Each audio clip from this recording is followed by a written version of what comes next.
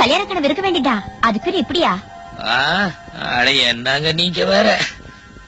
எனக்கு எவங்க பொண்ணு குடுக்கறான்? மணி அடிச்சா சோறு, மாசமானா சம்பளம்னு 4 எழுத்து படிச்சுட்டு அரசாங்க உத்தியோகத்துல பேங்க்ல வேலை பார்த்தாலும் பொண்ணு குடுக்கறானுங்க. நம்ம தான் படிக்கலீங்களே, ஏதோ வானம் பார்த்த பூமியை நம்பி வறண்டு போன நிலமே பழப்பன்னு கிடக்குற விவசாயி தானுங்களே.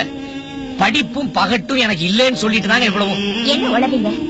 பகட்டா எல்லாரும் சட்டை போட்டுட்டு தெரியலாம், ஆனா அதுக்கு பருத்திய விளைய வைக்கிறதே நீங்க தான். நீங்க சேத்துல கால் வைக்கலனா நாங்க சோத்துல கை வைக்க முடியாது. படிச்சவங்க மட்டும்தான் அறிவாளின்னு உங்களுக்கு யார் சொன்னது?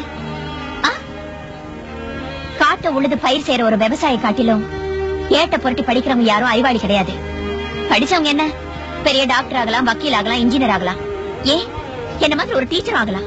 ஆனா படிச்சுட்டு யாரும் உங்களை மாதிரி உழைக்கிற விவசாயம் ஆக முடியாது. விவசாயங்கிறவ மண்ணிலேயே பிறந்து மண்ணிலேயே வளர்ந்து இந்த மண்ணையும் மக்களையும் காப்பாத்துறதுக்காக தன்னையே அர்ப்பணிக்கிறவ. ஒரு விவசாயி மாதிரி இந்த இயற்கையை நேசிக்கிறவனோ உணர்ந்தவனோ வேற யாரும் இருக்க முடியாது. இந்த வான் பூமி நீர் காத்து இத பத்தி உங்களுக்கு இருக்கிற அறிவு வேற யாருக்கும் கிடையாது.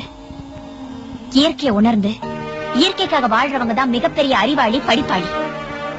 இத பாருங்க, நான் ஒரு விவசாயம் சொல்லிக்கிறதுல நீங்க பெருமைப்படணும், வருத்தப்படக்கூடாது. சரிங்க. என்னது கைய கட்டிக்கிட்டு? கையிடுங்க. இல்ல, நீங்க எம்பட்டு பெரிய படிப்பு படிச்சிருக்கீங்க இப்பதாங்க புரியுது.